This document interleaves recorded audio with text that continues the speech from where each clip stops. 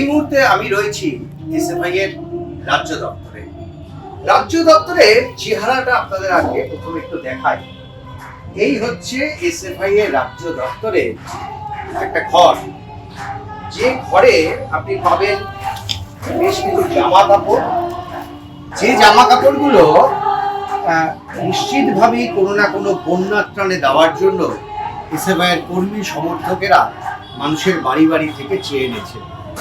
এখানে একটা আটার বস্তা আর তার সঙ্গে দুটো চালের বস্তা, এটাও উত্তরবঙ্গে দেওয়া হবে তার জন্য এটা কালেকশন হয়েছে এবং বেশ কিছু চালের বস্তা ইতিমধ্যে উত্তরবঙ্গেও গেছে।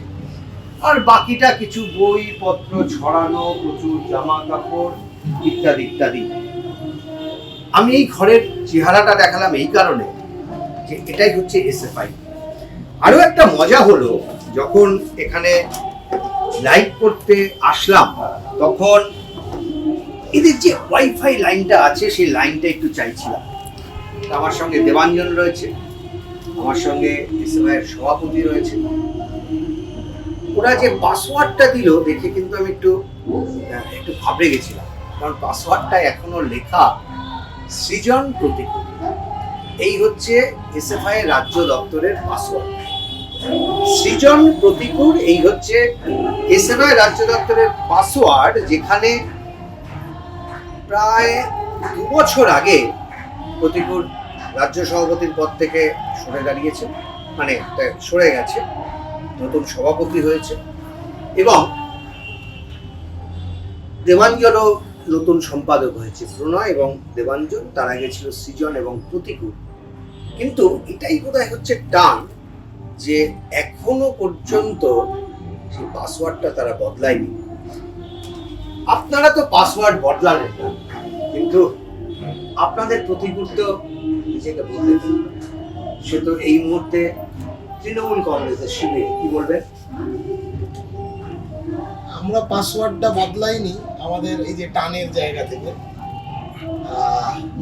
কিন্তু সেই টানটা কেবলমাত্র কোনো ব্যক্তির প্রতি টান ছিল, টান ছিল একসাথে যে লড়াইটা আমরা লড়েছিলাম বছরের পর বছর সবাই মিলে, সেই লড়াইয়ের প্রতি শ্রদ্ধা, টান, এইসবের কারণেই আমরা এই পাসওয়ার্ডটা বদলাইনি। এছাড়াও আরো অনেক কিছু আছে আমাদের এই দপ্তরেই, যে ড্রয়ার, যে লকার যেটা ব্যবহার করতেন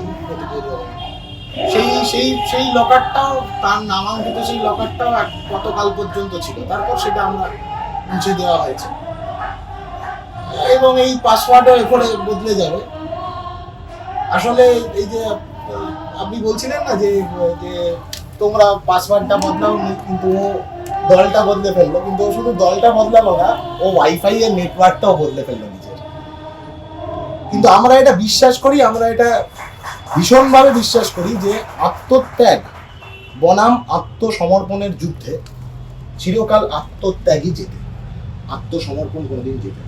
প্রতিকুর রহমান আত্মসমর্পণ করলো।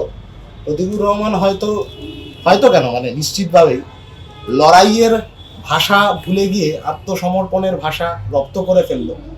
কিন্তু তাই দিয়ে গোটা রাজ্য জুড়ে বছরের পর বছর ধরে হাজার হাজার কমরেডরা এসএফআই এর রক্ত, ঘাম, সব নিজেদের সবটুকু দিয়ে, না খেয়ে না দিয়ে যারা মানে দৌড়ে বেরিয়ে গোটা রাজ্যের বুকে ছাত্র আন্দোলন গড়ে তুলেছে, হাজার হাজার কমরেড, তারা যে লড়াইয়ের ভাষা গড়ে তুলেছে গোটা রাজ্য জুড়ে, এখন যে জাঙ্কবুল লড়াইয়ের ভাষা গড়ে তুলেছে, সেই লড়াইয়ের ভাষা কখনো হারবে না, সেই লড়াইয়ের ভাষা জিতবে। এবিপি আনন্দ, এগিয়ে থাকে, এগিয়ে রাখে।